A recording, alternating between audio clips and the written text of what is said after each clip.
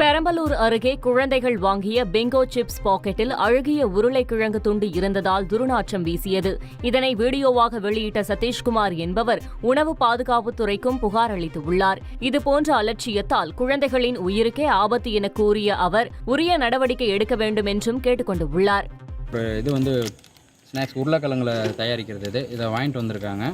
வாங்கிட்டு வந்து குழந்தைங்க சாப்பிட்றதுக்கு ஓப்பன் பண்ணும்போது பார்த்தீங்கன்னா இது உள்ளே பார்த்தீங்கன்னா ஒரு உருளைக்கிழங்கு அழுகிய நிலையில் அப்படியே அழுகி உள்ள புழுவோடு இருக்குது. அழுகிய நிலையில் அப்படியே அந்த போட்டு வச்சுருக்கிறாங்க.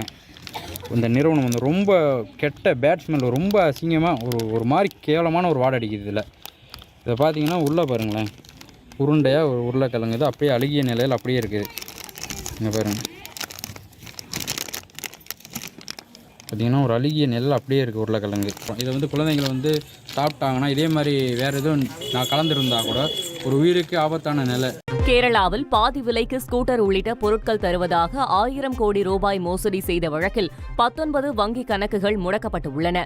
தொடுபுழாவைச் சேர்ந்த அனந்த் கிருஷ்ணனை 5 நாட்கள் காவலில் எடுத்து போலீசார் விசாரணை நடத்தி வருகின்றனர். 3 கார்கள் பறிமுதல் செய்யப்பட்ட நிலையில் வங்கிக் கணக்கில் 450 கோடி ரூபாய் சென்றடைந்ததை போலீசார் கண்டறிந்துள்ளனர்.